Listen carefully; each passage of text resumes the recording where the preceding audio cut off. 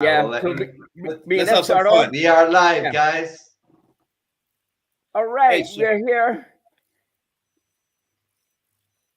This is us here this Thursday night. Thank you guys for letting us have another nice show. Leroy, Brett, how are you guys doing? Hi, Sean. How you doing, Leroy? I'm good up here, buddy. I'm good here. I'm all excited about what we got here going on tonight, boys. Introducing, one of the best.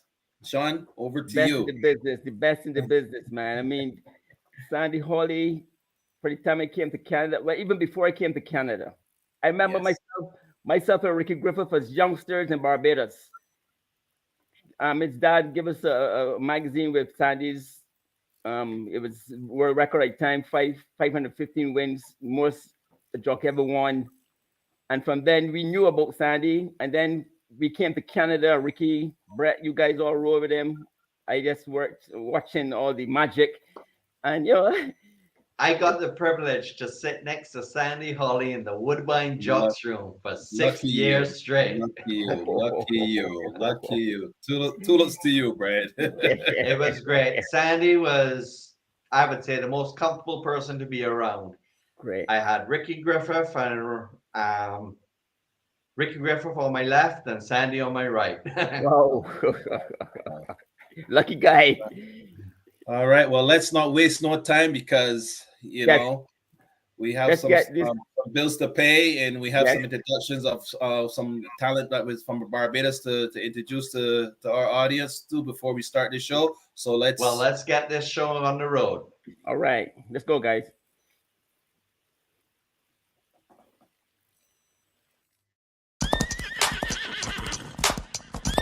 Journeys.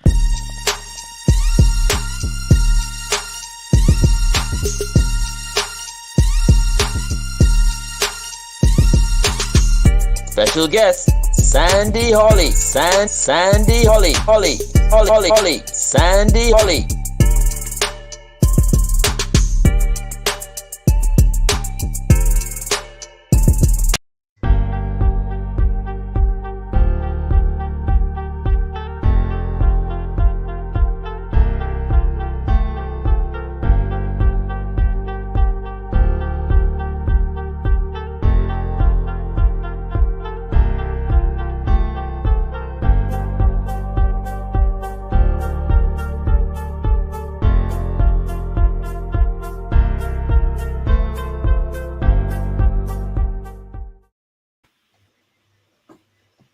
Hey guys, we're back.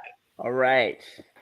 I want to say a great shout out to the Barbados Turf Club for sponsoring us show once again. Correct.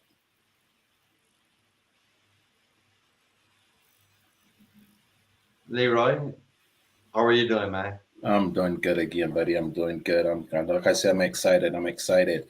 So, are we gonna get to introduce our youngsters? One of the youngsters we got, the young and upcoming writers in Barbados, and see a little bit and hear a little bit about him before we get into our show. Absolutely. Let's go. Good. Yes, we're here this afternoon with young Tashon Hazelwood, great young upcoming writer at the Garrison Savannah. Actually, he's my first call writer, and we're going to talk to him about his journey so far, writing at the Garrison, and what his future plans would be going forward in the future. Leroy? Hey, Tashawn, nice meeting Hey, you. Leroy. Nice to Hey, meet you bud. also. Same here. And it's been a pleasure watching you right at the Garrison Savannah, and I'd be interested to hear some more about yourself as an agent from here in Woodbine Racetrack in Canada. It'd be nice to know a few things about you so that, in the future, that if we get a chance to meet again at Woodbine, we will know, Yeah. and our audience will know a lot of things about you. So inform us and entice us on what we need to know. Well, I started writing in 2017. My first word was from Robert Pierce on a horse called Zakata, and I'm 7-pound claimant. My body weight is 108 pounds. Great. That's any agent loves to hear that. Great. Continue. Um, Well, let me help you a little bit since you seem a little lost. I watched you rode the last weekend. You rode two. You had two winners, and I mean, an apprentice winning two on one day. that's got to be pretty awesome. So tell us a Yeah. little more about that, and how you felt after doing that. Well, after winning the 2 races, it felt pretty good, especially coming off the layoff when I had the fall back in December. Yeah. And the 2 horses ran to my expectations. Just give the horses a very easy trip throughout the race and came out on top. Well, that was And that- great, and we also know that one of those horses was trained by Sean Hall. Yes, You know, please. and I know that you also prepare some of those horses in the morning also for Sean. So Sean, what's the relationship you have with this kid, and what can you tell us more about this kid as his mental, Listen, this kid, in my opinion, he's the real deal. He's what trainers look for in a guy. He tells you what the truth, what he feels on a horse, when a horse is not feeling well, when it's going great and everything like that. And he has a very, very patient style of riding. I mean, one of those races he won for me there with a horse called Intricately. I mean, Lord, I mean, it was a magnificent ride. Well, So speaking about that race, Brent, can you give us a look at that race so that our audience can see the talent this kid has? yeah, Absolutely. Here's the video. Stage, he knows what it's all about. Starter raises his flag and he sends them racing, and it's a beautiful break. Marengo is the first to show. On the outside is Ciroc, who's showing a good set of speed. On the outside of them is Dream Society. Then on the inside is Trojan. Between horses is Semper Fi. Then comes Piton Spunt. Intricately is well placed. Then comes the last one, I promise. Kitty Cat will do all of her running, and later on, as usual, Seeking Adventure and Jack Manani Gap as they race towards the 3 furlong marker. And up front is Marengo, with the boy standing quietly. On the outside we can see Seeking Adventure now sweeping by horses is the stablemate of that one is Semper Fi, who goes to the lead. Trojan is also knocking around as they race with just about a furlong and a half to go. And in between horses is Ciroc. On the outside is Semper Fi, sweeping by on the outside. Here comes Kitty Cat, and down the stretch they come. And it is Ciroc on the outside. So it's Semper Fi. Here comes Kitty Cat. Marengo is also there. Kitty Cat, and intricately gets home. What a ride! Very well done from Kitty Cat. Then came Marengo, Dream Society, Ciroc. Then it was Trojan, Semper Fi. Last one I promised, Piton Sponge, Seeking Adventure. And the last one was Jack Manani Gap in 106 and 1. Very, very. yes, And as we see here, we can see his finish here, the still finish of him, and this nice seat he has. yes, brilliant. Even more wonderful here. I like the way the kid sits on the horse, Sean. Yes, he's excellent, man. I mean, this kid at 108 pounds, right? I could put him on any horse, the toughest horse possible, and he gets it to do whatever he needs it to do, man. I have no worries about putting him on any horses. Usually, when you got these young kids, horses run off with him, that kind of stuff. So he's the type of guy you could trust to put him on anything, and he's an excellent rider. I can't. There's nothing more I can say about this guy. He shouldn't be here in Barbados. That's all I can say. Leroy, work on it, brother. Well, we'll try our best to do what we can to help the youngster. But is there any more you can share with us, Deshaun, about yourself, or about just watching yourself riding that horse just now? Yeah, sure. Well, my goals as a rider is to ride at an international track one of these days. But for now, I'm going to ride out the rest of the year here in Barbados, better my skill. So when I get on the big circuit, I have it all down pat, and spread my wings and do what I love. Well, you keep up the good work. And one of the things that the commentator said in the race there, the horse is well placed.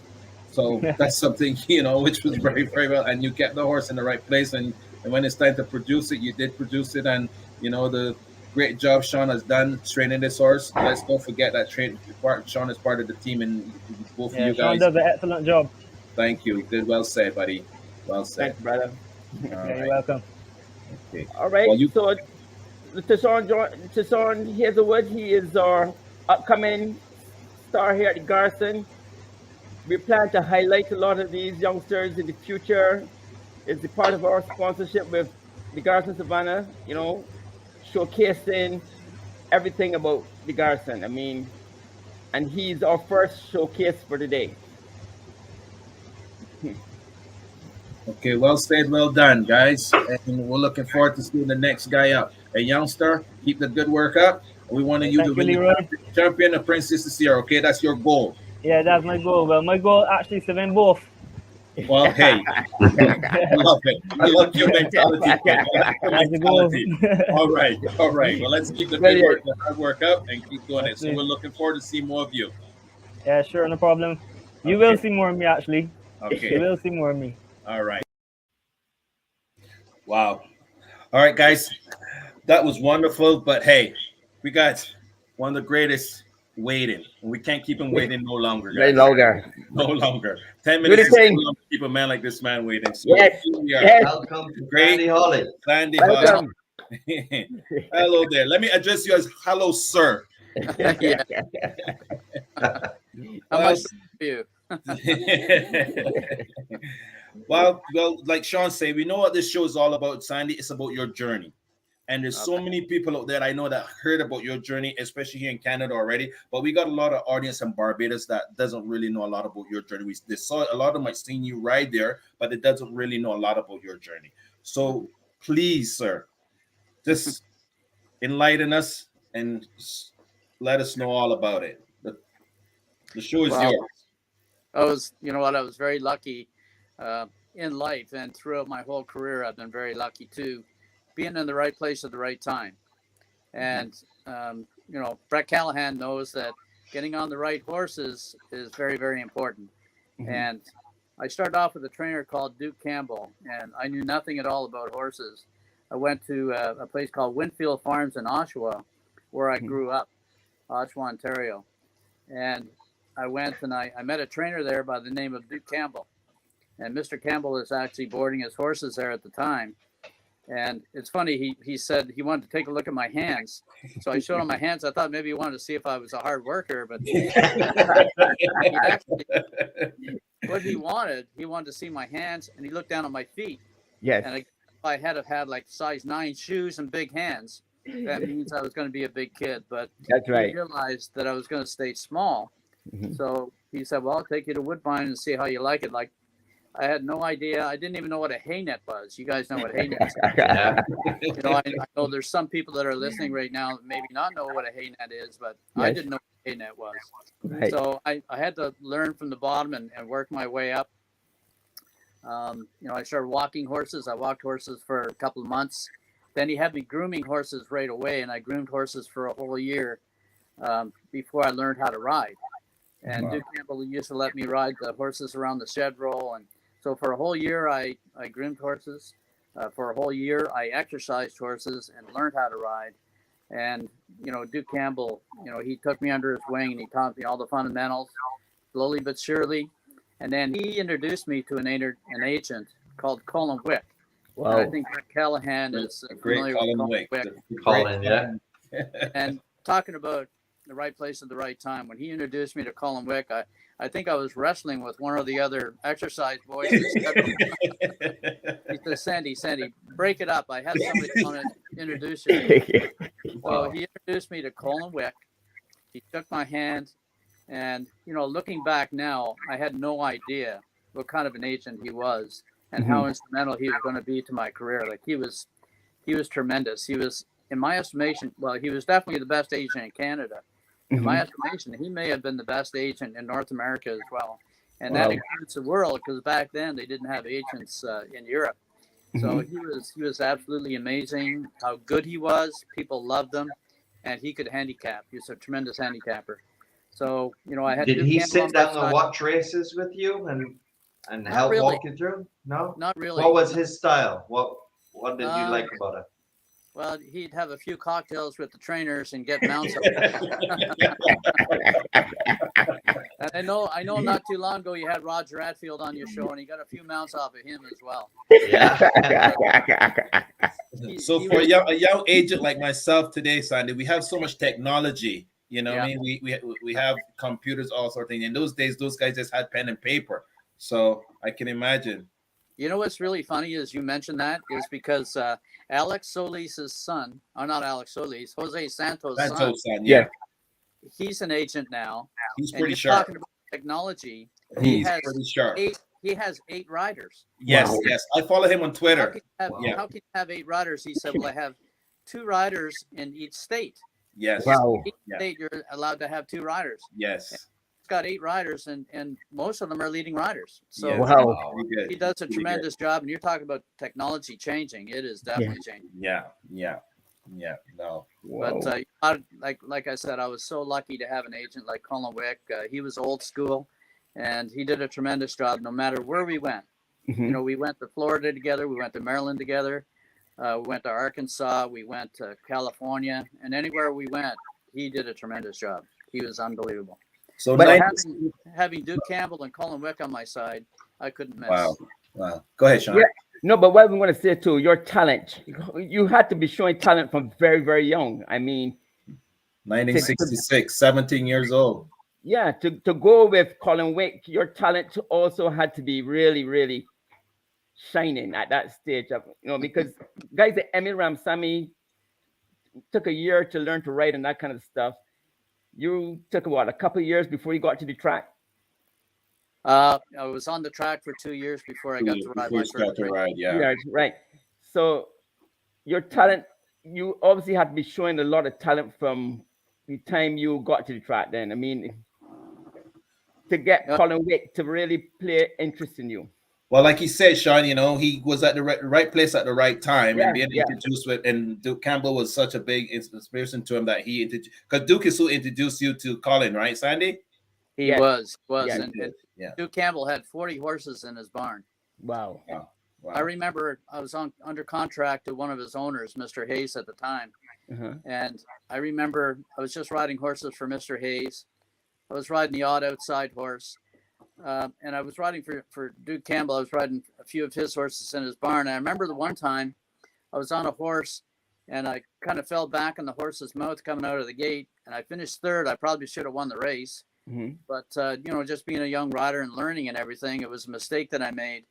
And the owner came back to the barn and told Duke Campbell, he said, I don't want that kid riding any more of my horses. And Mr. Campbell said, sir, you can take those horses out of my barn if you don't want that Wow.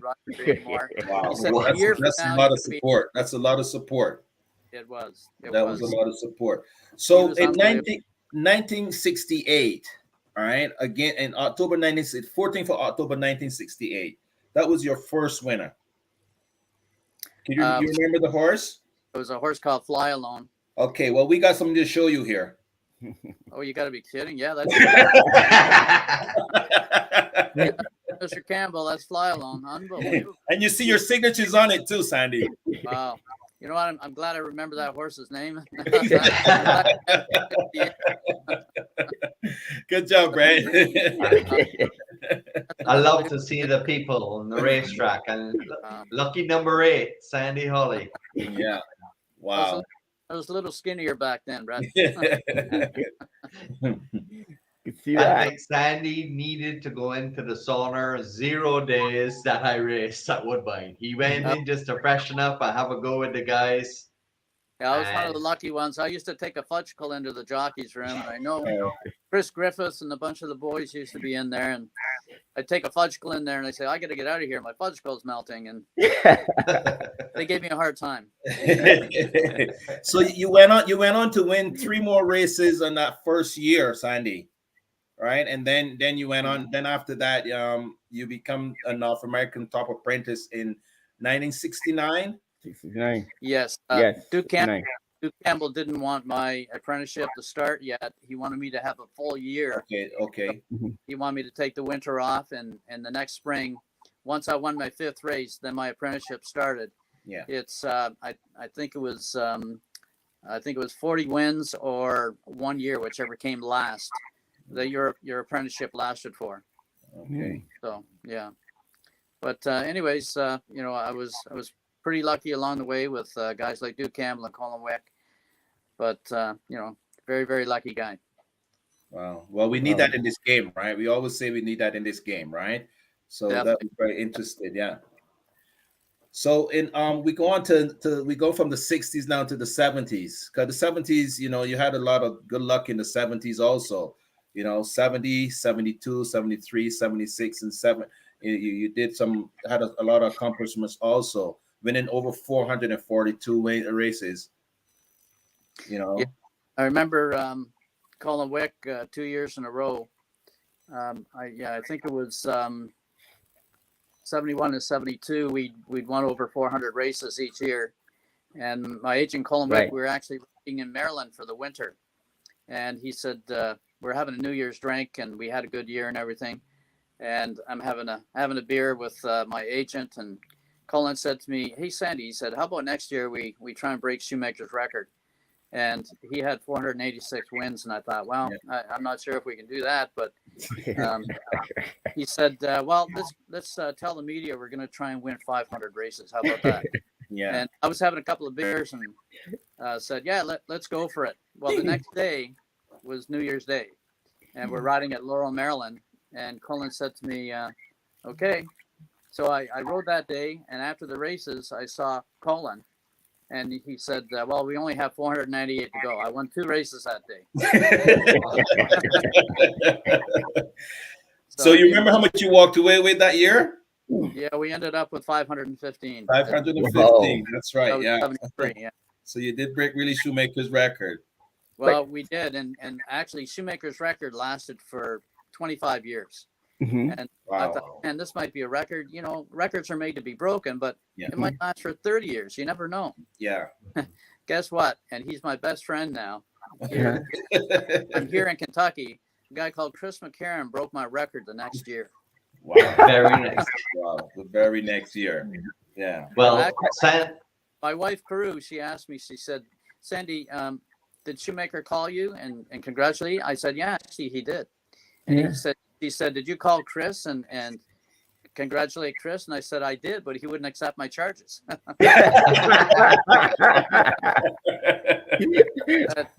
Dan McCarron.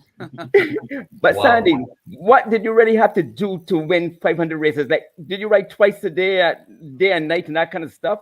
Well, How? you know what, Sean, that's a really good question, because about halfway through the year, no pun intended, but Colin Wick said, we're not on track to win 500.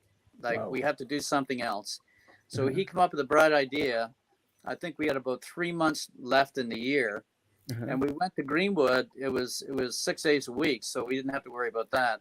But what he thought about was, okay, we're going to rent it. Well, I rented a little airplane, and I flew to Maryland on my days off. So Wow. for 2 months, I rode 7 days a week. I'd ride 5 days a week at Woodbine. I get in a little airplane, fly to Maryland on my 2 days off, ride in Maryland on my 2 days off, and then fly back and ride at Woodbine or wherever else it was in Canada that was open. For 2 months, we did that 7 days a week. And if we hadn't have done that, we wouldn't have reached the 500. So Colin had some brilliant ideas, but almost killed me. I was just about to say, it's amazing the things you can do when you're young. Yeah. You know. Well, you know what, Colin Wick, the media asked him, man, this kid's riding so much. Don't you think it's going to kill him? He said, no, he's okay. He'll be fine. He was a motivator. He was a tremendous agent. But any point of time in that time that you were doing that, did you feel any stress and any you know? You know what? It was really, really tiring, Leroy. I remember after we did it, and then McCarron broke a record the next year. The media said, "Are you going to go for it again?" And I said, "No way, no way." I actually ended up with double pneumonia at the end of the year. Wow. Remember, after we broke Shoemaker's record, and the end of the year happened, and we ended up with 515. I said to Colin, I got to stop. Like, I can feel my body is telling me I'm really tired. And he said, well, there's only like 2 or 3 weeks left for the end of the meet here in Laurel. You know, these guys, when you come into town, they took their riders off and put you on to try and break Shoemaker's record. And he said, just ride to the end of the meet. Well, I got about a week later, I ended up, I couldn't get out of bed. I went to the doctor and I had double pneumonia. Wow. Well, if this is going to pick up your spirit a little bit, we want to show you something so you can see that win. Yeah. Wait a minute. You know what? Chris McCarron said that when I was having my picture taken here, he was riding in Laurel, Maryland, and he was jumping in the air trying to get in that picture. Wow. That's a big part of it. He had a picture of his own the next year. Wow. Yeah. That's a big part of it. Wow. Yeah. So, Records are broken. You never so know. 1970. Go ahead, Sandy, Yes. you're the first and only 500 winner that we want on our show. We'll do Chris another time. You're the first one. So Brad's always sticking up for me. 1973, Sandy, you say that is one of your most accomplished years, or you would say more or something another year? Yeah, I would say 73 was one of my best years. You know, we reached the 500 wins. We had a tremendous year that year. You know, we won quite a few stake races and everything. And I would say that was probably my biggest year. Yeah, for sure. And you also got the in 73 also got the Lumarch trophy too also, right?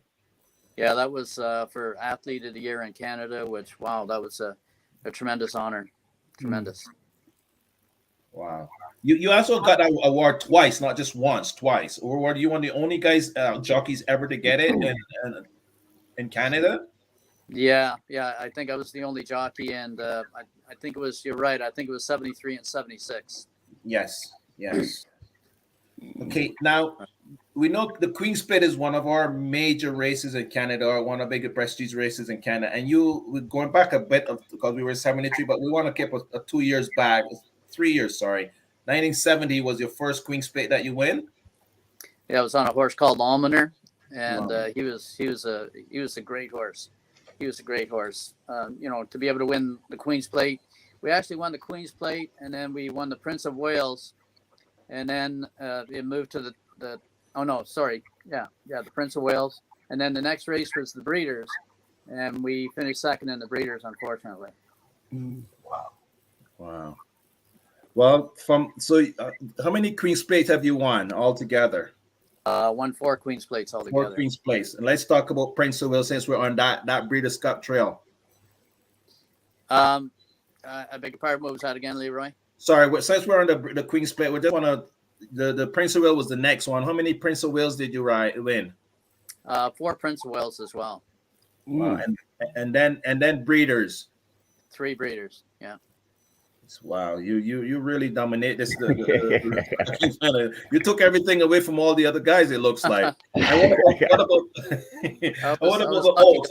I just want to stay on that Queen's Plate, the Oaks, those Triple Crown, the Triple Tier. How many Oaks did you end up winning? Well, that was somebody said I got along with the ladies, and I wanted to 8 of them. So 8, like your lucky number too, right? Actually, my agent brought it to my attention. We won 6 in a row, and then we're going for 7, and we're on the favorite, and we got beat. Second. But, how many consecutive years were you the champion jockey at Woodbine or in Canada? Wasn't it like 10 or 12? Like you went for 8 or 9 consecutive years. That's amazing. I think it was 12 or so, Brett, and then I moved to California. Right. Well, let's not get into California. Let's cover our Canadian roots here first, all right? Because those Californians, I know you were excellent down there in California, but stick into Canada a little bit longer because Queen's Plate. I want to speak more on the Queen's Plate. You win so many Queen's Plate, but there has to be a favorite one. Let's touch on that a little bit. Yeah, it was 1968. I won the Queen's Plate for Mr. E.P. Taylor on a horse called Regal Embrace. And, you know what, winning the Queen's Plate is fantastic, but, being at his farm 12 years ago looking for a job, Mr. E.P. Taylor's farm, and then being in the winner's circle with him in the Queen's Plate, that was a tremendous, tremendous honor. And he was a great man as well. Wow. Well, let's cheer you up a little more there too, showing that race. We got everything for you, Sandy. Oh, cool. Thank you.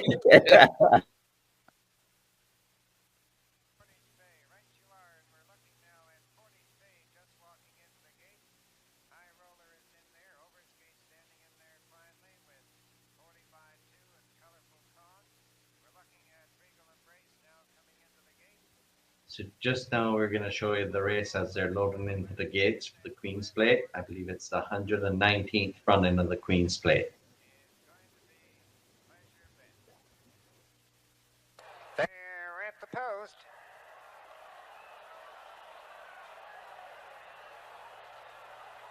They're on.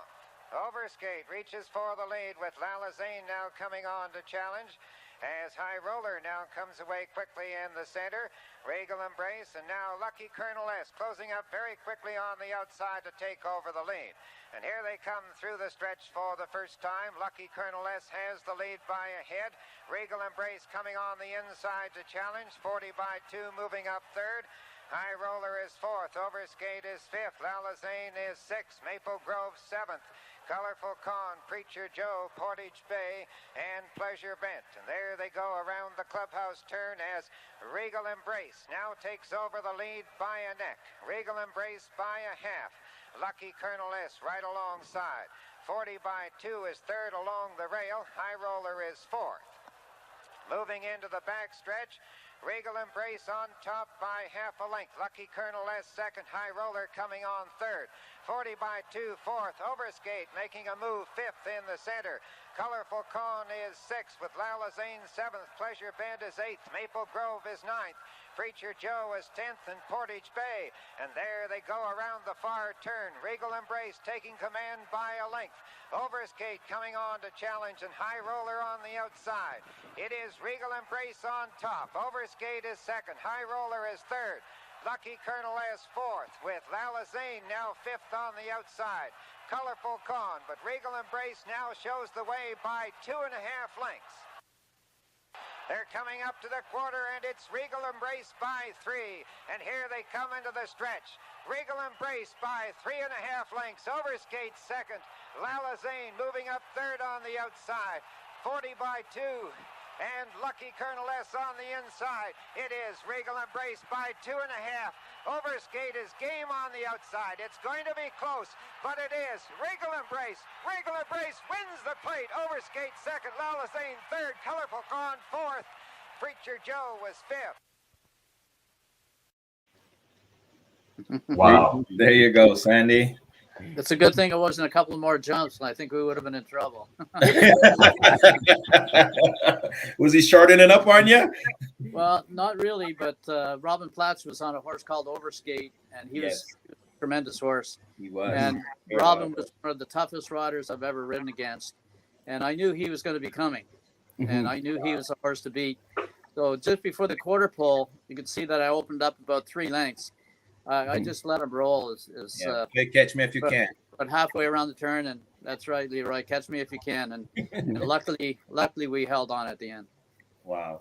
Well, that was a very proud moment for you. Like you said, you spent so much time on that farm and everything, doing those things. So, you know, and those silks that you rode in, because didn't other dancer run in those silks too? Yes, for sure.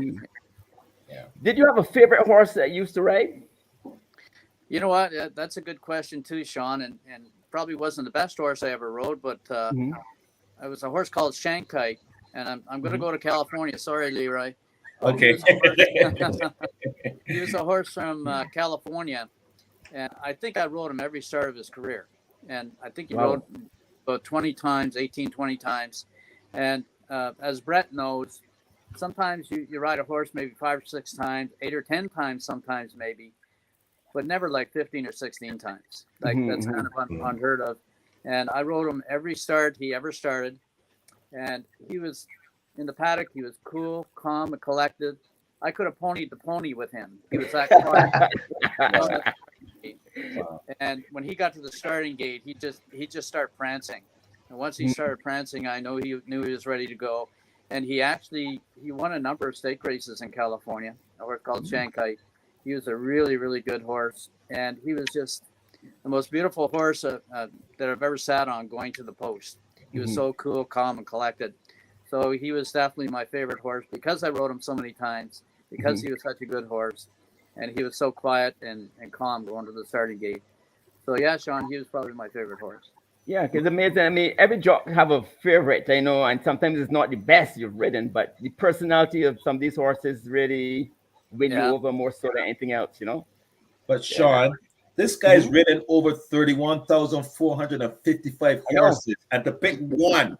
Yes. And you know- I knew he would have done it. I knew he would have done it. Don't ask me about all of them.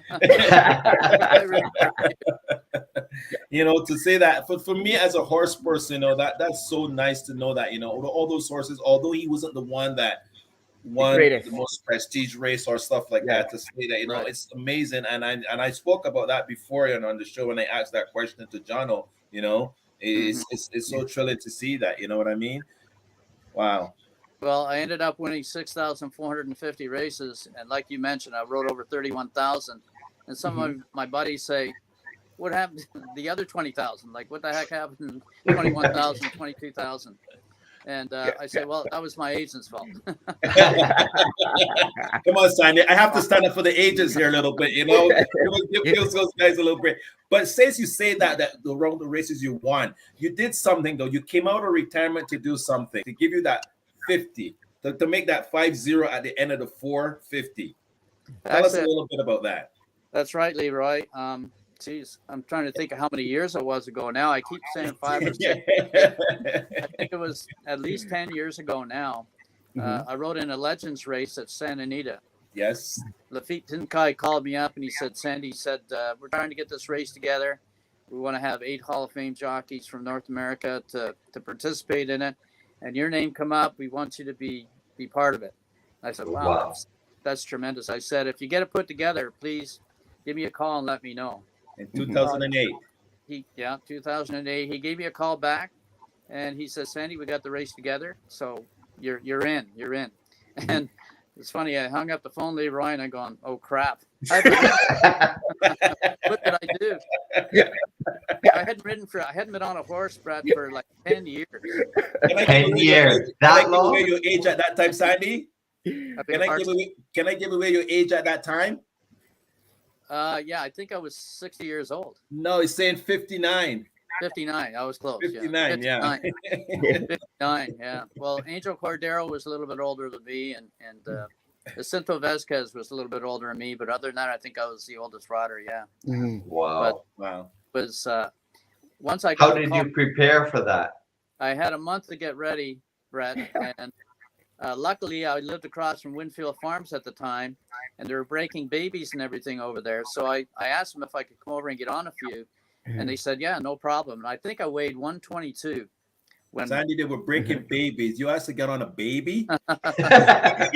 Well, they were 2-year-olds. They were pretty well broke, but okay. Yeah, they're still a little bit green, but they didn't pull too much. Like, you know, regular race horses, you get on them and some of them can pull. Yeah. That'll really tire you out. So I didn't really need that. I just needed something where I could get back in shape again. Yeah, the legs working. I weighed 122. And I think it was Dino Luciani gave me a tip in the jockey's room. Brett remembers Dino. Dino? Yeah. He used to I get know on, Dino. He used to get on one of those half exercise balls. Yes. He would put another ball behind his back, and he would go up and down, lean up and down. And I'll tell you that was tremendous for my legs. Like when I rode in the Legends race, my legs didn't bother me at all, which I was most concerned about. But I started going to the gym. I had a month to get ready. I started getting on horses across from Winfields. And by the time I went to ride in the Legends race, I weighed 108. Wow. And, came right off. It just came right off, Brett. Once I started getting on the horses over at Winfields, the weight just seemed to come right off. And I was in pretty good shape when I went there, but I was hoping I was going to get on a half-decent horse. You never know where you're going to get. Yes. I ended up getting a horse called Tribal Chief. And it's funny. I was looking at his form at Woodbine before I went. And one of the guys mentioned, he goes, "He's been off for 6 months." So that's not a very good combination. I've been off Wow. But he was a good horse. He was coming back from an injury. He was a good horse. And in the end, he ended up winning the race by 6 lengths. So, I wish I could have won by 10. You were just a passenger. I was just a passenger, but I didn't fall off. and they said it to Jacinto Vesquez. They said to him after the race, said, "Jacinto, if we have this race again next year, if you could change anything, what would you change? He said, I want to ride Sandy's horse. That was a good answer. I thought he was gonna say he didn't want to invite you because he was too That's what I scared of thought you winning too, the man. I was race. thinking the same thing. I wouldn't have made that phone call I was thinking he was going to say. And Brett, that's not straight vodka, by the way. We are having a good time though. What about riding in Barbados? Tell us how that came about. That was awesome. The only problem is you guys go the wrong way. What's going on here? You drive on the wrong side of the road. But you know what? You know what was really funny? When I went there, Brett, I rented a little dune buggy. So I remember Mini Moke. Many Mini more. Moke at that time they called it a mini Moke. Yeah. remember I was pulling out. I'm on the wrong side. The gear shift is on the wrong side too. And so I remember driving out. As soon as I got on the road, I heard somebody say, "Hey, Sandy." I'm going, "You got to be kidding." It was John O'Jones. I'll never forget that. No, man. The island's small, man. Everybody knows somebody. I was going to say a small world, but you're right. The island was small. As Yeah, soon as I pulled out of the parking lot, it was like, oh, unbelievable. But you know what, Sandy? What I got to ask you, Barbados is a place where you find it's a place for younger riders. Younger riders seem to enjoy it more than when. Because you rode Barbados, you were in your 40s and stuff. How did you, I don't know, get to feel safe on that track at your age? I mean, was it, you find it hard or what? Well, you know what? I ended up winning the Coxborough Gold Cup on a filly called Chucha Royale. That's right. And, you know, I came from last place, but Yes. I just remember when we come out of the starting gate, and I remember that first turn. You have to have room, you have to have room to get your horse to change leads going into that turn. Yes. You're not going to make it. So I just remember we came down the stretch the first time, and we're coming to that first turn. Yes. I'm trying to get it straight because I'm going the other way now. So anyways, as we're coming to the first turn, she had broken a little bit slow. Yes. So I was third last, and I was on the inside, and I had a couple of horses kind of lapped on me, and I thought, you know what, I better ease out of here so I can ease her out to change leads. Yes. I don't think she can win the race from here, but you know, I got to try and make it around there safe. Yes. So I eased back and got her out, and she switched leads, and she went around that first turn like a hoop around a barrel. And down the back stretch, we started sneaking up a little bit, and I clocked to her a little bit, and I, holy mackerel, I got a lot of horse here. So I kind of calmed her down, and we got to the final turn, and she started circling the field, and we got to the head of the stretch, and we were third now at the head of the stretch, and I asked her to run, and she really kicked in, and yeah, it was a tremendous win. And I'll tell you what, it was like winning the Queen's Plate. It was so exciting. All the fans are running on the field, and it was a great feeling. And I remember Scobie Breesley was a trainer, Yes. and it was the last horse he's ever going to train. Yes. And Mr. David Seal was the owner. It was a great victory, that's for sure. But we have see on our screen, Jason Smith. That's his grandson there now. Wow. Jason C. Swift, his grandson, Scobie Breezy. Yes. Hey, right. Jason, how you doing? Wow. So he's all the way in Australia. So it's great. Thanks for being here, Jason. That's awesome. Yes. Yeah, man. So that was exciting. You know what, it really was. And I remember everybody saying, "Oh, what a great ride. What a great ride. You know, you came from last place." Yes. And I was just trying to get around there safe and safe for the filly. And you never know, you know, like that's the way she likes to run. She likes to run from off the pace.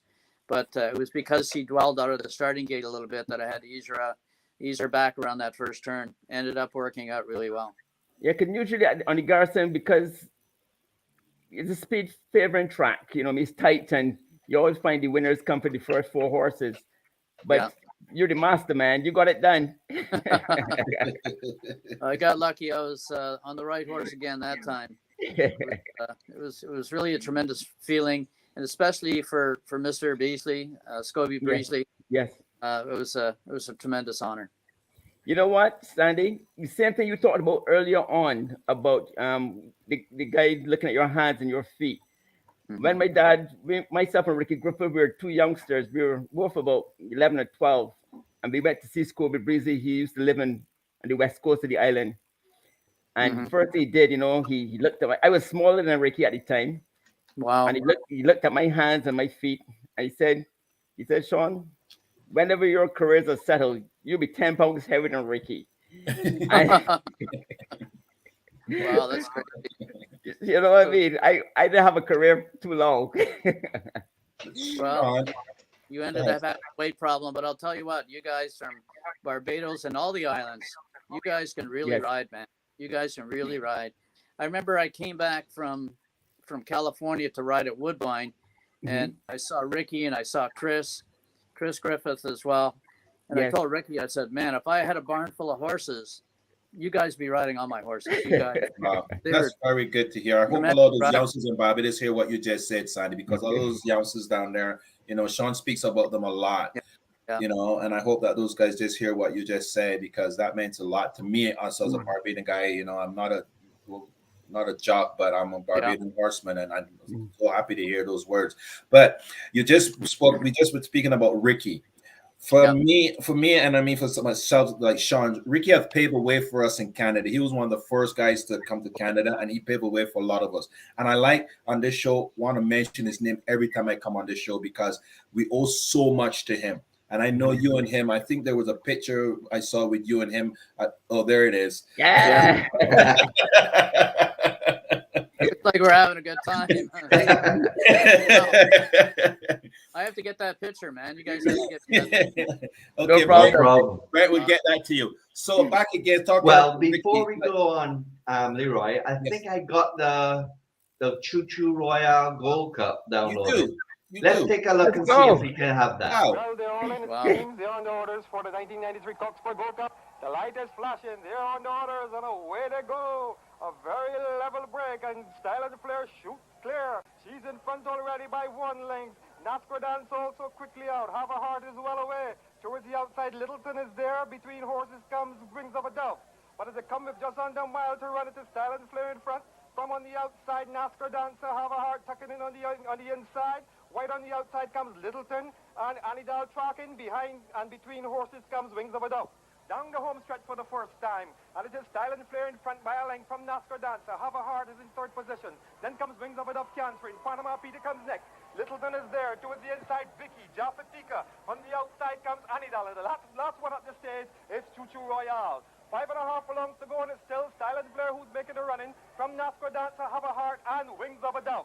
And as they go past the 5 furlong marker, 4.5 to go, it is Silent Flare, NASCAR Dancer. Then comes Have a Heart. Then comes Wings of a Dove. Panama Pete goes smoothly. Littleton on the outside. Then Beaky on the inside. Then the one on the outside of that. Going well is Jaffatika in the trailer. At the moment is Choo Choo Royale. They're going up the hill, and the pace begins to warm up a little bit. And it is still Style and Flare from NASCAR Dancer. Going well at this stage is Wings of a Dove. And on the outside, Littleton goes well. Panama Pete has work to do as they come over the top of the hill with 2.5 furlongs to go. And the pace really picks up, and the leader is still Style and Flare with 2.5 furlongs to go. NASCAR Dancer goes well on the inside. On the outside comes Wings of a Dove, then Panama Pete beginning to make ground, and Choo Choo Royale rolling past them all on the outside. They come to the corner with a furlong and a half to run, and the leader on the inside is Style and Flare, but here comes on the outside is Choo Choo Royale. Between horses is Littleton. NASCAR Dancer is there. They're inside the final furlong, and the leader on the outside is Choo Choo Royale, who's going to win the 1993 Coxford Gold Cup under Sandy Hawley. 50 yards to go, and it is Choo Choo Royale, Panama Pete, Style and Flare, and Beaky and Panna, and Choo Choo Royale and Sandy Hawley win the 1993 Coxford Gold Cup from Panama Pete, Style and Flare, Beaky. Then comes NASCAR Dancer, Littleton, Wings of a Dove, Anidal, Jaffatika, and Wow. I saw a few happy faces in the stand. Looked like Yeah. Yeah. Talk about what do you thought about that crowd, Sandy? I beg your pardon? To ride with that crowd for the first time. What was one of the first time you ride in a track with a crowd like that? You know what? I think everything shuts down in Barbados for that race. Tremendous crowd. It was so exciting. And you know what?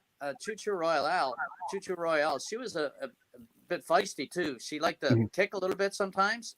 Mm-hmm. And I remember when the crowd was coming around, they come right around the horse, and maybe she was too tired to kick, but she didn't kick anybody, thank goodness. But yeah, like I say, it was like winning the Queen's Plate, man. It was an awesome feeling. Wow. That's one thing I can say. Most of our West Indian guys. I mean, I've won the Queens, the Gold Cup as a trainer, and I've won stake races also in Canada. And believe me, I thought that when I won a stake race in Canada, I would have been like in heaven or something like that. But it never took away the feeling of winning the Gold Cup in Barbados. I mean, well, congratulations, Sean. I didn't know that. Congratulations. Yeah, I won it. I won it for Robert Sanks in 19. You're the youngest trainer to do it too. Yeah, but the youngest trainer to do it also. Fantastic. Fantastic. Yeah, it was a great feeling. I mean, like I say, it was like it'd be like you, Sean, winning the Queen's Plate in Canada. Same type of feeling. Same type of feeling, man. Yeah.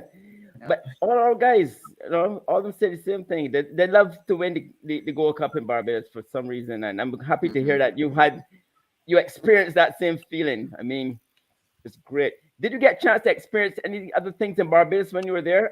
Did you try some of the rum? Did you try the Cockspur rum or Mongay rum? I did. And Mr. David Seal gave me a couple of bottles of rum to take home with me as well. But I love the rum there. I love the rum. I know you guys are famous for your rum. Here in Kentucky, they're famous for bourbon. Okay. You guys have your rum, and I love the rum as well. Great. Well, we wanted to also take a moment to compliment your website, Sandy. I checked it out, sandyhawley.com. Everyone can go and learn more about your escapades and your achievements throughout the world in racing. So we wanted to compliment you on that as well. It's great to read up on some of the old stories, your biography, stats, etc. So thank you, Brad. Lovely to see that. Thank you, buddy. I also see that you won titles at Fort Erie also and Greenwood, Sandy. Before we jump to California, because we got to get there soon too. So at Fort Erie, you won 13 titles at Fort Erie, because I know Fort Erie and also 9 at Greenwood. Yeah, we used to go to Greenwood twice a year, and we used to go to Fort Erie twice a year. Actually, we went to Woodbine twice a year back in the day when I first started riding. We used to go to Greenwood in the spring, and then Fort Erie in the spring, and then Woodbine. And then we come back to Fort Erie, and then we go back to Woodbine. Then we go to Greenwood for the fall. So it was kind of a circuit that you didn't get bored. That's for sure. You had a few different racetracks. Wow. But with all those trophies the titles that you win, I mean, so you're also inducted into the Racehorse Hall of Fame, the Sports Hall of Fame, Ontario Sports Hall of Fame, Oshawa Sports Hall of Fame. How many Hall of Fame places are you inducted into? I tried to count them up one time, Leroy, and I think 9. Wow. Well, Fort Erie Hall of Fame and Mississauga Hall of Fame. Every time Etobicoke Sports Hall of Fame. When I moved to a city, I came up in the Hall of Fame, which it's a tremendous honor. No matter anytime you're put in a Hall of Fame, it's a great honor. Wow, it's amazing, man. You're an ambassador, man. Well, like I said, I was in the right place at the right time. I got lucky throughout my whole career. You know, even some of the horses I rode or some of the places that we went, we seemed to go to the right place at the right time. Wow. And I want to bring up a name to you too, George Wolfe Award. Yes. Tell us a little bit about this guy before you mention that award. Well, George Wolfe was a very famous rider in California. And the George Wolfe Award is actually voted on by the fans. So it's a tremendous honor. Like, they put a bunch of ballots out. There's like 3 or 4 riders that could win it. And then it comes down to maybe a week or 2 beforehand that they let you know you have won the award. And, you know, to be in California, I just kind of wanted to get on the program and maybe get on the list of leading riders one day. And, you know, to receive the George Wolfe Award, that was unthinkable. It was a great honor. He's also Canadian born, isn't he? Yes, I think he is. Yes. Yes, he's also Canadian born. So since we're going into that California thing, so lead us into California, your journey into California. Well, when we first went there, didn't really know a lot of people, but I ended up. My agent did a tremendous job, as I mentioned. We started riding horses for Bobby Frankel and John Russell, who is also a Canadian trainer. And once we started riding for those guys, our business really started picking up, and then we ended up riding against, of course, the great Bill Shoemaker, Lafitte Pinkai, back then, Don Pierce, some of the great riders in California. After that, Chris McCarron came, Eddie Delahousse, Race Bill, Gary Stevens, Pat Venezuela, guys like that started coming in. And I think we probably had the best riding colony in North America at the time. Wow. You're right. Let's get some of the greatest. So tell us about me. A lot of those guys were Spanish riders too, right? You know what? I think there's more Spanish riders now than there was back then. It was probably almost half and half back then. There's more Spanish riders now, I think, than any time that I can think of. But they're all great guys, like Lafitte Pinkai and Marco Castaneda. Remember Marco? There's so many good riders back then that it was just Fernando Toro. Just a lot of fun to be around those guys and actually learn from them. I remember when I first started out, I was Avelino Gomez was my idol at Woodbine, so I kind of copied my style after Avelino Gomez. And then when I moved to California, I started watching Shoemaker ride, and Shoemaker hardly even moved on a horse. Avelino Gomez was all over the place on a horse. Was at the time. But when I went to California and I saw the great Shoemaker ride, I got a lot quieter on a horse. Mm-hmm. And he was a great rider, and I asked him if he had any tips, and he said, "Well, just try and be a good passenger." Mm-hmm. And I thought that was maybe one of the greatest tips I ever got. Just be a good passenger. Don't hinder the horse. So that really helped me out a lot. And to be able to, when I first went there, meeting Mr. Shoemaker was like meeting a movie star. Mm-hmm. Wow. But he was such a character. He used to like to sneak up and behind you and burn you on the neck with a hot spoon. But that really hurts. And you'd like to say something, but what are you going to say? Thank you, Mr. Shoemaker. He was quite a character, and it was such an honor to be able to ride with Lafitte Pinkai. He's got to be the toughest rider I've ever hooked at the head of the stretch. Mm-hmm. He was so strong, so powerful, and he was built like like a miniature Arnold Schwarzenegger. He was so powerful.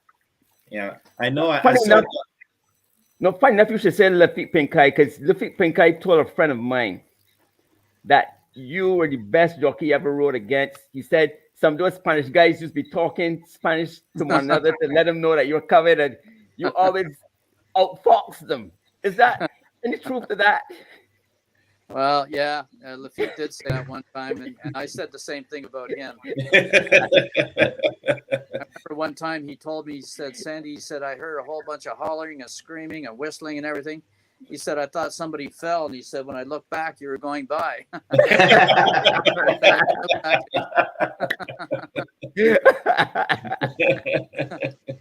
He was a very disciplined rider, right? Because I saw a story with Wayne Lucas talking about him on a plane, and he was eating all of his food and stuff like that, and he just took half of a nut, and ate just half. He was so serious about his weight because the way he was built, he wasn't built as a jockey. He said he was built more like a baseball player or something like that. Yeah, you know what, Leroy? I don't know how he did it. I mean, he used to go in the sweat box, and I can't believe he had the energy that he had. And as Brett mentioned, I never had a weight problem at all. I could eat whatever I wanted, and I ate pretty healthy. But what was your weight? I weighed about 108. Wow. Weighed about 108 back then. Wow. But jockey weight. That's jockey weight. Well, it was, and actually sometimes I get down to about 106, but my average weight I would say would be about 108. But Brett, you were pretty small when you first came to Canada. He was a Well, after seeing you in the Gold Cup in 1993, I came to Canada in March, just after the Gold Cup to start my career up there. And I used to tack about 105 pounds, 110. Yeah. And I remember a few days having, who was the name of the chef? Vic? Uncle Vic? It was Victor. Victor, yeah. Victor, yeah. Victor, yeah. We used He to was have quite a some of character. his breakfasts. Oh, yeah. And I remember Todd Cable said, "One day, son, you're gonna be in trouble." Sure enough, a few years later, I had to go in the sauna and pull some weight myself. Well, your shoulder kept growing and you kept growing. You ended up And being- growing sideways too. You know, I want to say something here because when we're looking at your career with the amount of horses you rode and the purse money, and that back in the days, those days, if you were doing that today, because you end up is $88,681,292 in purse money. You that's what you rode. You just imagine that you were riding in this era now. What kind of money it would be winning those kind of races? Well, you know what? The year I retired, I think it was 99, I retired. And the year after that, they brought the slots to Woodbine and the purses doubled. Yeah. Coming back out of retirement. So it was kind of bad timing, but at the same time, you know, that's just the way it is. And it's funny, you talk about the way the money is now. Yeah. I just came back from Oakland Park in Arkansas, and the non-winners of two $100,000. Yes. It Yes. was Yes. unbelievable. I mean, the purses are really good these days. And Well, even up here, I'm happy for the riders. I'm happy. yeah, you know, now here the purse money, and then to have that bonus if you're onto your sire, if you win those things, $126,000 for longest race if you're onto your sire. So 100,000, but there's a 26,000 added if you're onto your sire winning a one and a dan race. Yeah, well, You that's amazing. Yeah, yeah. The purses are great, and I'm happy for the riders. Wow, it's amazing, man. I mean, for what you've done in your career, wow. You know, it's a really tough job, and it's a dangerous job as well, as Brett knows. So you know, for the riders, maybe their careers won't have to last as long. Like I rode for 30 years. I'm not sure about Brett, but I know a lot of guys have ridden for 40 years, and I thought 30 years was a long time. But the way the purses are now, maybe guys can retire at a younger age. Younger age. But Sandy, Eurico de Silva. yeah. One thing I could say, like our guys from the island, we started riding like 14 and 15, like a guy like Patrick Husbands. I mean, he's still, you know, he's not even 50 yet, and he's still, he's come back, and he always threatened to retire every year, but he's always. Did you lie about your age, Sean? Did you lie about your age? You arrived when you were 14. I started riding at 14. I did. I rode at 14. I think Brett, did you ride at 14 too or 15? John, at my age, the limit was 15. So I was 15 years old and 1 month when I rode my first ride. Right. So I think Jono and Patrick also rode at 14 too. Ricky Griffith was 15 when he started. So we start. By the time we were 20, we were almost veterans already. These business. You guys were almost born on horses. That's unbelievable. You know, my wife Karu is from Japan. Yes. And she was the first female to have a license at a major track in Japan. Wow. And her dad wanted to. He had two girls. He wanted a boy so bad. They had another girl, but she became a jockey anyways. He made her into a jockey. He put her on a horse on the track, Brett. She was 5 years old on a thoroughbred on the racetrack without a helmet. Without a helmet. Without a helmet. Bruce said it was a loose horse running around there, but she started off getting on horses when she was at a young age. You know, they had to go through jockey school and all that stuff. They had to change all the rules and the laws for her to become a jockey. But what age did she start at? If she was on at 5. You know what? I that's a good question, Brad. I'm gonna have to ask her that next time I have a chance. But it was probably about 16 or 17 when she rode. Wow, it's exciting. One thing, Sandy. One thing I've noticed a lot of people are saying: how did the Sandman started? The Sandman. You know what? I think when I went to California, I think I started getting the name the Sandman. I think a guy called Wayne Harris called me Sandman one time, and and all the riders in the room started calling me Sandman after that. But Sean, when I first started riding in the program, in 1968, in the program, my legal name is Sanford, Sandford. And actually, in the program, I was named as Sanford, not Sandy. So, anyways, all the guys that I worked in Duke Campbell's barn, I was still getting on horses and everything for Mr. Campbell back then when I first started riding. So, anyways, for a whole month, my name in the program was Sanford till I called the stewards and asked them if they could maybe change my name to Sandy in the program, which they did. Wow. But all my buddies now are calling me Sanford on that extract. But you know, Give me time. that's a great story though, because Ricky Griffith is Ricardo Griffith. Okay, Chris Griffith Ricardo? is Ricardo. Chris Griffith is Christopher Griffith. Right. Jonathan Jones is Jonathan. So I mean, so much of all great writers. They changed the names a bit. Yeah. Everybody gets a nickname. Yeah, everybody get a nickname, man. I live with it. And William Shoemaker, he didn't like William Shoemaker. He liked Bill Shoemaker. But more than that, he liked to shoot. So everybody called him the Shoe. Wow. Yeah. That's great, man.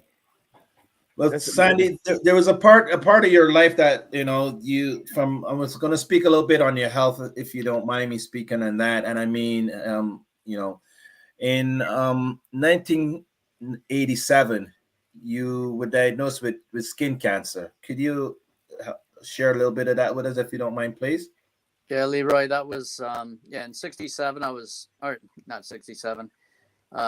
Was it 87? 87, 87, yes. I was diagnosed with malignant melanoma, and it was a form of skin cancer. And at one point, I thought maybe I only had 2 months to live because it was his fifth level, stage 5 melanoma. So it was pretty scary. I ended up, I had 3 major surgeries. I ended up within 1 year. I ended up going to an oncologist who was trying vaccine shots. They were experimental at the time.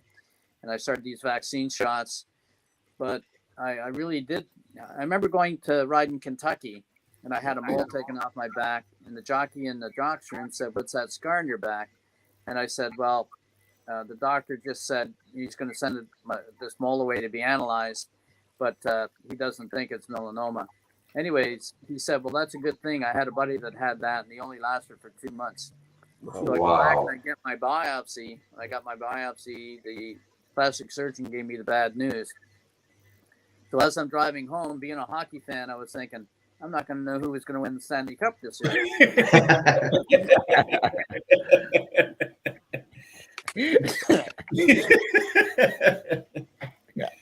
Crazy things go through your head. But you know what? I got lucky.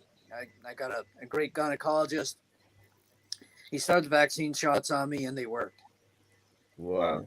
Fabulous. But it had to be through your determination and I think all jockeys, or maybe even all athletes, have that passion inside that they want to live on for their sport, to get back on their horse. So was that a tribute to your success coming back healthy? Well, you know what I did too, Brett, is I changed my diet as well. I became acrobatic for 2 years, which is like being a vegetarian. I was vegetarian for 20 years, so I really changed my diet. I think between the diet and the vaccine shots, they both worked. But, be able to come back and ride for another 10 years in Canada to finish off my career, I'll tell you, I was one of the lucky ones.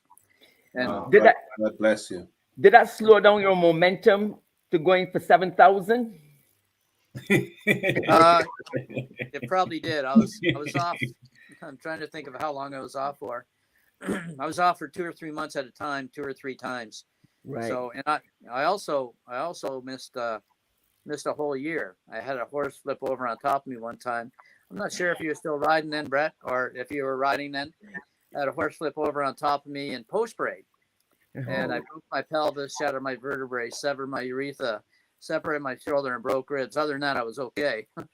Sandy, I'm sorry to say that, but I had a couple successful wins of yours the very next day for Jake Nemeth, I think. When you Okay. you were off that Wednesday. It was a Wednesday night, wasn't it? And It was a you had to Wednesday. go to the hospital.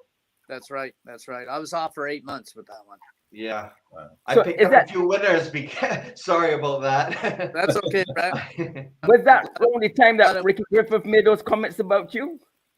Yeah, actually, they did a documentary about me after that, and so they were asking different jockeys what they thought about me, and Ricky Griffith said, "Yeah, I have a lot of admiration for him. He's the only jockey that come back after having a broken penis." Your guess good what? friend Ricky said that to you. And guess what? They used that in the documentary. I thought it was unbelievable. He was the funniest guy in the room. He was absolutely amazing. Love him. Oh. I'm sure Ricky Griffiths is probably listening right now. So you have a few words to wish Ricky all the best. Well, I do. You know, we had a lot of great times in the jockeys room, and some people say, "What do you miss about riding?" It was a camaraderie we had in the jocks room. Like we had so much fun in there. We're always playing jokes. We're always playing tricks. Ricky, he was always playing jokes on everybody, and you know, some of the comments he made, he had us laughing in there all the time. He was a great guy. He was a great rider, and I still love him. Yeah. Excellent. That's one thing I could say though. When I came to Canada in '89, it was 2 years after Ricky, but the amount of respect and love I could see Ricky commanded from other riders was it was amazing to me because I know he's only there a couple of years, and I mean I went there in '88. Yes, in November '88 to his wedding, and Ricky was staying at Robbie King's house because he was away in Malaysia or something riding, and he left his house with Ricky, and I was saying, "Wow, I mean, Yeah. you just get here, you guys leave the house with you." So it just proves that how his I'm personality. not sure if he had any parties, but I wasn't invited to any of them. But you know what? That's the kind of guy he was. That's how much he was loved in the jocks room. Everybody loved him in the room, and you know, like you say, Robbie King, you know, he trusted him with his house. Yeah, his whole house, That's a man. good testament to Ricky. Yeah. You know, Great. one of the things I want to mention in riding, you know, guys, a lot of guys used to talk about how guys switch their stick. I know Larry Attard used to use his mouth, and he used to do something similar to that, switching your stick. Also, where you inherit that from, or came up with that? I learned that from the great Avelino Gomez. Avelino Gomez actually used to go from my left to my right for some reason through my mouth, and then when I went from my left back to my right, I went through my hands. But it was Avelino Gomez. He used to do that, and also the great Chris Rogers used to do that as well.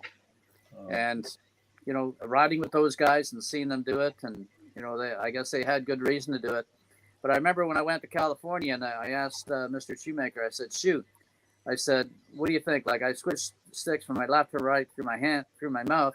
You think I should maybe just try and do it through my hands?" He said, "You've had a lot of success and you've had a lot of winners doing what you're doing. Don't change the thing." Don't. I didn't. I did it the rest of my career. Right. If it's not broke, don't fix it.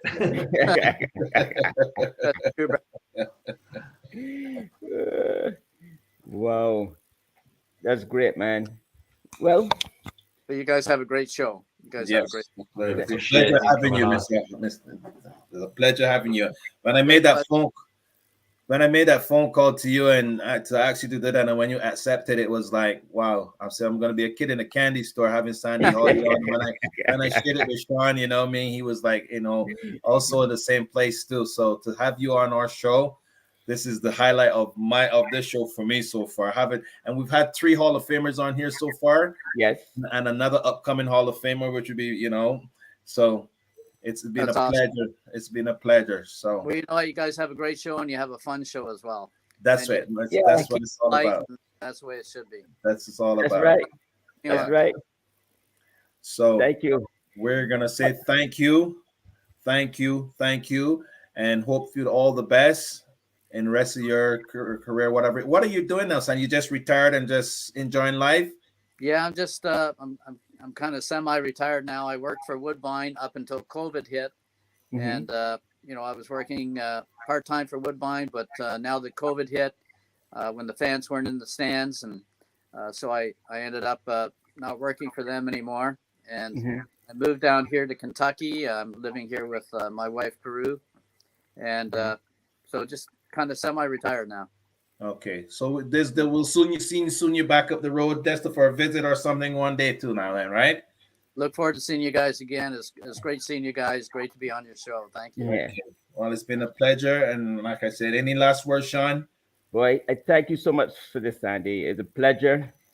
We grew up knowing about you, and to do something like this now at my age is great. This is icing on the cake for me. Also, Brett. Thank you, guys. Brett, and you have any last words, Brett? That's it. Just all thanks go out to Sandy, and I really admire and look up to you, Sandy. You've always been like a true gentleman. Everyone has said that before and after I went to Canada, and I can truly say you are a true gentleman. Thanks for setting an example for us younger riders at that time. Well, you know what? You and Slade, I remember riding with Slade as well. You guys are great riders, and you're always gentlemen as well. Please say hello to Slade for me when you talk to him. Thanks, Brett. For sure. No problem, Sandy. Right. Thank you, man. And have a great night, Mister. Thank you, guys. All right. Take care. Thank you. Right. Wow, Wow, Lord. It was amazing. That was great. The Sandman. Man, I'm lost for words now, guys. I don't know what to say. I don't know what to say. I I'm mean, lost for words, man. I remember the time my last winner on the Barbadian bred in Sedatus was my last winner was the day Sandy Hawley officially retired at Woodbine. I think it was July 1st, 1998. And I had quit racing and gone back to school, started school. Rolbert said if I keep riding in Sedatus, I could come and ride him. So I was actually at school for 2 or 3 weeks questioning my decision about retiring racing. And then I go back in on one of the greatest days, Canada Day, July 1st. Sandy Hawley's retiring, and I win my last race. You can go better than that. You can go better than that. Many people ask me, "Are you coming back, Brett?" I'm like, "No more." But I mean, the accomplishment this guy has had, man. Oh my God, it's how many I think great riders it can was see. 10 or 12 consecutive years of champion jockey across Canada, let alone across America. 515 wins. I think that was Yeah, in the 515. year he broke Shoemaker's record. 73. Another one was 7 winning races in one day at Woodbine. Yeah. Like in Garrison, even at Woodbine now, they only have 8 races a day. Imagine winning I just won the whole card. Boys. Here of Colin Wick being Sandy's agent for most of his careers. Yeah, he was a good agent. Really amazing. And so many great to hear things. what they accomplished together. Yes, yes. I mean, there's nothing that you can't say that this guy hasn't done. You know what I mean? And the success in riding and being around and the respect that he gained from all his peers and stuff around him. You know what I mean? Is unbelievable. And hopefully a lot of those young riders that we have back home, like what you're trying to do, Sean, that of hoping that they're watching this show and stuff like that to see and understand what it takes to accomplish those things and do those things. You know what I mean? It's gone past beyond, But the beauty about this is that a lot of our riders did have a chance to ride with Sandy Hawley. You know what I mean? Yes. Yeah. You know what I mean? And you still want people to know that how it was. We have to keep talking about these things. The journey of how our guys came to Canada at the right time. He was now finishing, and I don't think it's any better in life for any. I mean, Brett, I don't know about you, man, but it's sure sitting next to Sandy for so many years had been something you could tell your children, your grandchildren. Yeah. The great Sandy Hawley. Yeah. it just hit me a few days ago preparing for this show. Mhm. Actually, the Sandman sat right next to me in the judge room for 6 years, Yeah. and he was one of the quietest guys in the room. Mhm, mhm, mhm. I mean, Um, and how And many that's one thing. Barbados get to see him in Barbados too, riding down there? How many race fans got to see him down there? You know, doing what he did Yeah. down there. You know what I I mean, mean? came to Barbados once and got the job done. Got the You job know, done. Yeah. got the job. we got a Hey. comment from our friend Ricky Griffith. I wish we had seen it earlier. And he said to Sandy, "You finally stopped dyeing your hair." Had to be Ricky, man. Hi, Ricky. Yeah, Griff. How you doing, boss? Ricky had Well, to come with something like that. Lord. I wish I had got that off when yeah, Sandy was before on Sandy was air. on. I'd Yeah. love to hear that. Oh yeah, Well, before Sean, we gotta give Sandy's Ricky's number. So don't forget number. Yeah. that, guys.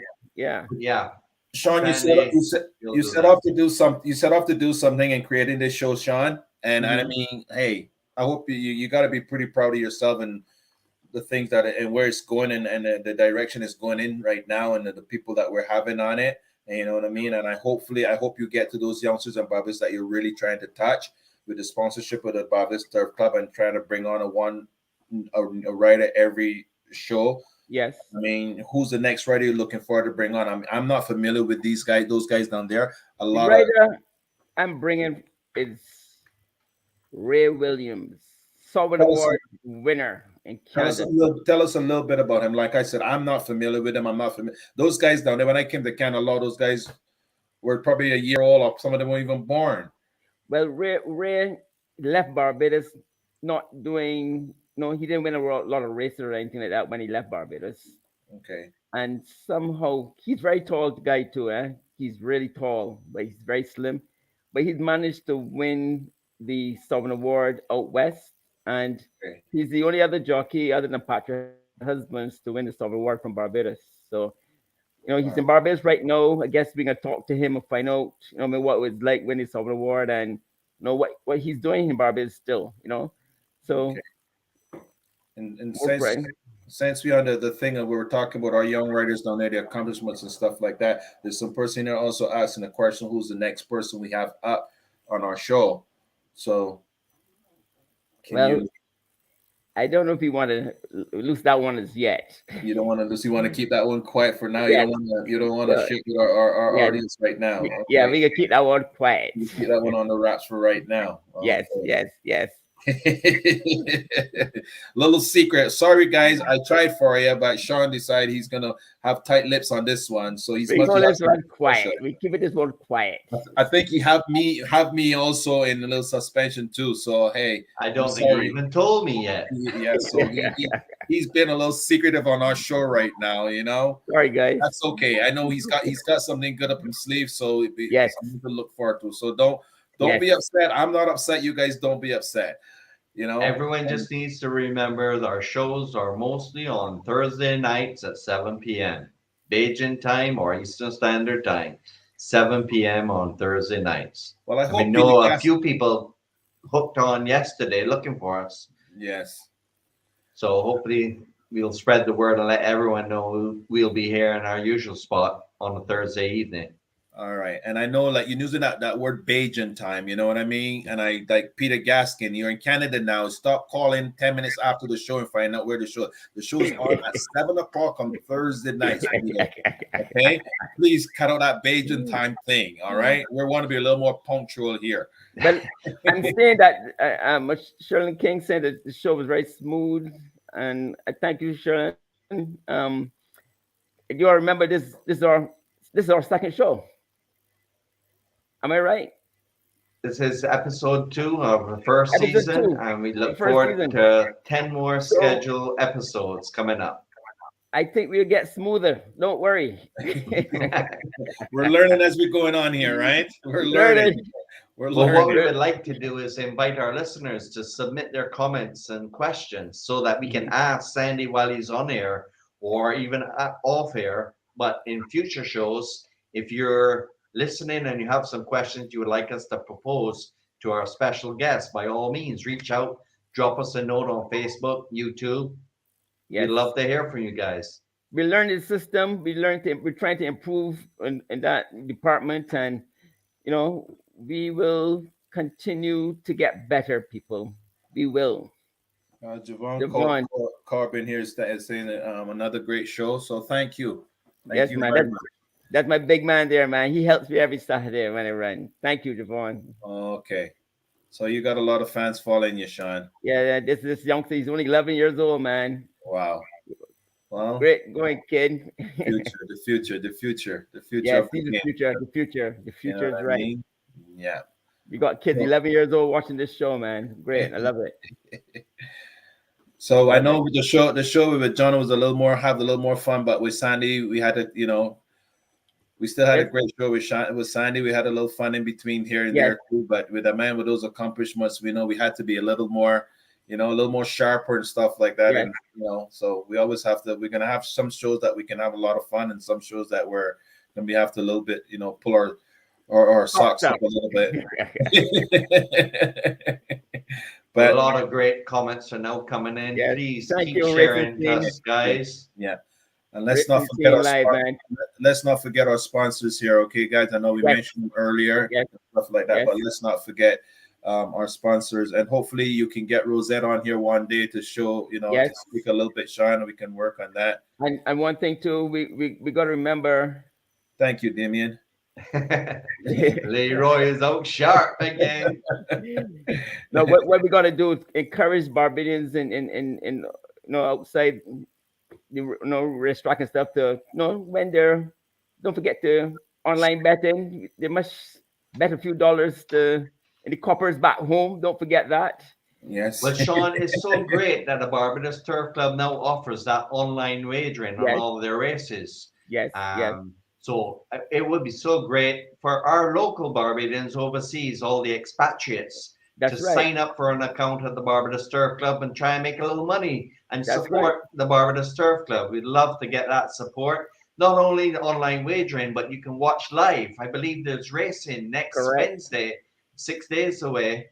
The Guineas. On Wednesday Feature, evening. feature race is the Guineas, right? Let's not forget that. Yeah. Let's mention the feature race is the Guineas, right? The race is the Guineas. And when will it be starting, Sean? You remember? I think it's like 4:15. I think 4:15. You're correct. That's right. Right? 4:15. 4:15. Yeah, 4:15. Yes. And Yeah. we want to make sure that everybody. Rodney There's- Barrow. Rodney Barrow. Mr. Maddie. Barrow, I said Mr. Barrow. Mr. Barrow. How's Mr. it going Barrow. there? How's it going? One of Much our love. young and upcoming trainers at Woodbine Racetrack. I wish you all the best this year, buddy. Yeah, and success. Douglas, my herbalist. How you doing, brother? We gotta Keep keep up the good work. we gotta keep these fans coming, right? Carlos Grant. Carlos Grant. Carlos was cooking some food earlier, Sean, and he sent a picture of it to me and made me hungry. Carlos, I hope you fed those kids and everything, and you left back some of that food for me, eh? Call it Yes, man. sweet food, Sean. Sweet food, he said. Sweet I'm here food. cooking some sweet food, he said. Carlos Grant, man. Great show we had with him, man. Phil Hyde. How you doing, Phil? Easy, Phil. Thank One you, of the man. questions our guests are asking is how come they're showing Jamaican racing at Woodbine, but they're not showing Barbadian racing? That's what I said. How can we get the Barbados horse racing live online at Woodbine for online betting? I think that'd be Any a great idea? idea. I think it'd be a great idea, but I'm too low in the food chain to answer that. But I can speak to some people higher up in the chain. That's what we want to see, Rosette. We have to get Rosette on this show so we can, you know what I mean? We put her under my scope to answer these things that Exactly. I think we have to do a show with her one of these days. What do you think, guys? You have to talk to her, man. I hope she logs in and see us here. I hope she's watching now. You gotta do the show, man. Ricardo You gotta do the show Flats. there. Easy, What Ricardo. else, Flatsy? How's it going, Flatsy? Easy, Flatsy. That's something white on his chin. Grantley, easy, Grantley, my brother. This is one of my brothers. I go to school with on mornings. We're at school every day. Go to school every day. You go to school every day. on the Garson rails. That's a school of hard knocks then. Hard out life.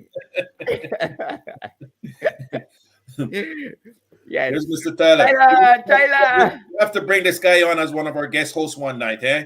They're bringing him on. Okay. They're All gonna right. bring him on, man. Okay. He's Okay. waiting Hey, in Tyler, the Tyler, could you tell your dad stop coming on the show at Beijing time, please? Help him out a little bit there. Yeah. Who's this youngster here, All right, Sean? brother. This is the youngster man. He's 11 years old, man. Oh, this is the same youngster. He keeps bringing a different picture here. Same name, different picture. Yeah. Does he want to be a jockey, Sean? Yeah, he want to be a rider, but I don't know. I don't know. At that age, it's hard to tell how if they're gonna keep the size, Well, we can look at his hand and his feet, Sean. Remember Sandy said? Yeah.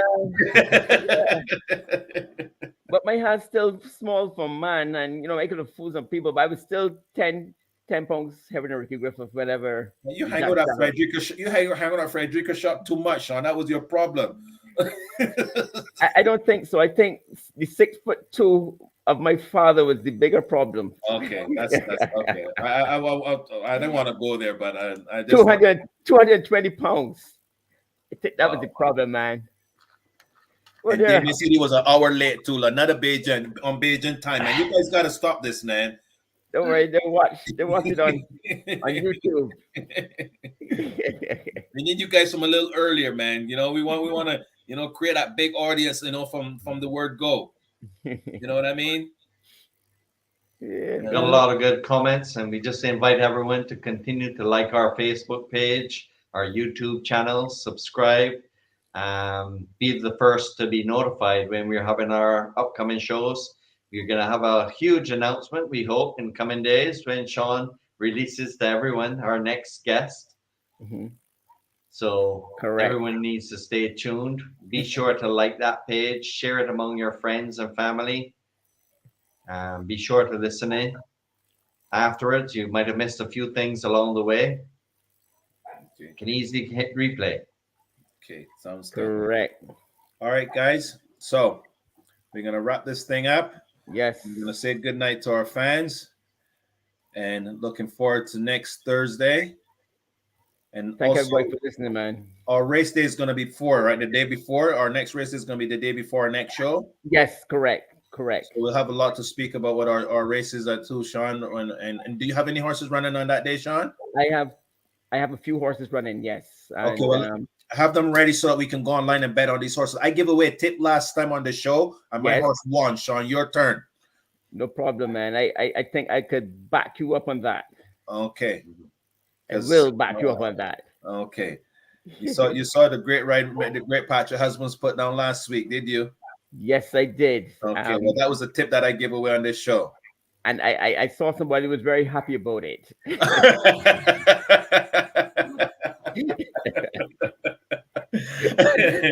Again, guys, it's been a pleasure again. I heard people saying that they don't want to miss the show because all kinds of things happen on the show. Tips is given out, you know what I mean? And that's they don't want to, I think even the tips, they don't want to miss tips either, man. And thanks for carrying the show to a different level, Leroy, by giving out winning tips.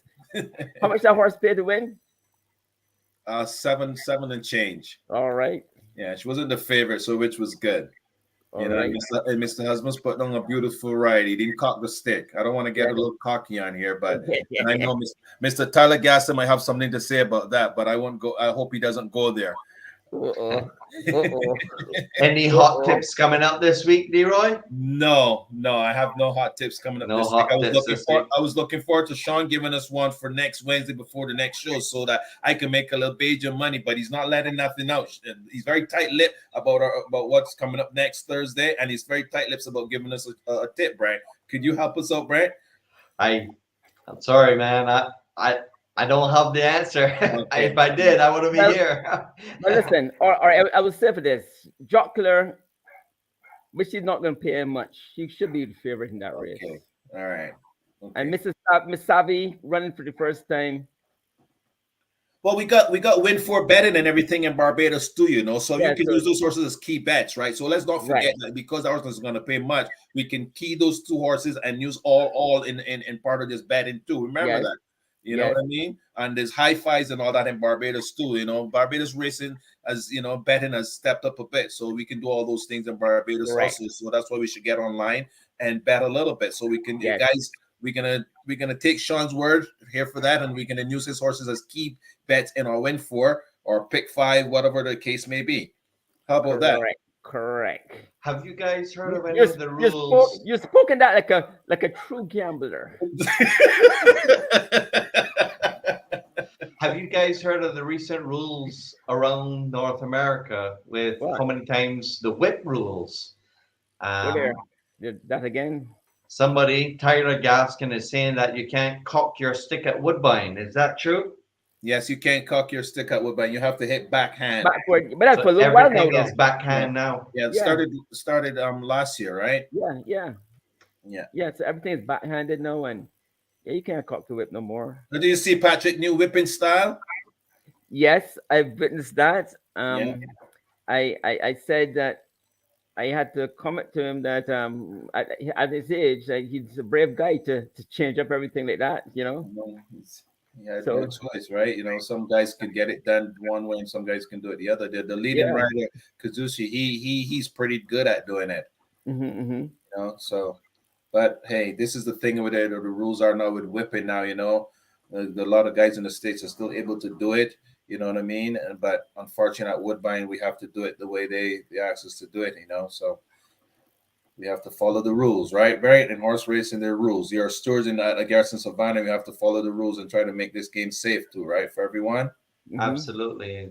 The rule book comes first, and the safety of jockey, horses, riders, trainers, gate crew, everyone involved. We want the safety first and foremost for everyone at the racetrack, and our job as stewards at the racetrack is to enforce those rules, mainly for the safety of everyone involved and for the fairness to the punter and the gamblers. Well said. Okay. All right, guys. Spoken like a perfect tech guy. Again, guys, wonderful job again, Brent. Wonderful job doing what you do as neutral. And Sean. Thank you, Leroy, for all of your stats and notes. Yeah, thanks. Loved you. We're gonna have to tabulate that list all the time and share it with us. Yeah, I got my printer right here that does the job for me to help me, and you know, we do what we have to do. Each one of us has a role to play here, and I hope we continue to play it well. And I think we're doing a wonderful job of doing that. So let's continue doing what we're doing, and looking forward to next Thursday.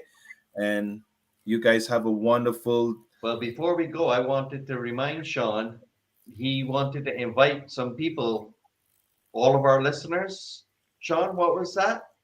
You wanted to invite them? You wanted to invite our listeners to come and visit us in Barbados? Oh yes. All Canadian, Americans, wherever you are, Barbados is the place to come. It doesn't matter. I mean, right now in Canada, it's still very cold. I'm sorry we can show them the videos we took this morning at the beach, just hanging out. You know. But is that coming for the next show? Maybe we show some videos of the horses at the beach. Yes. Wow. Yes.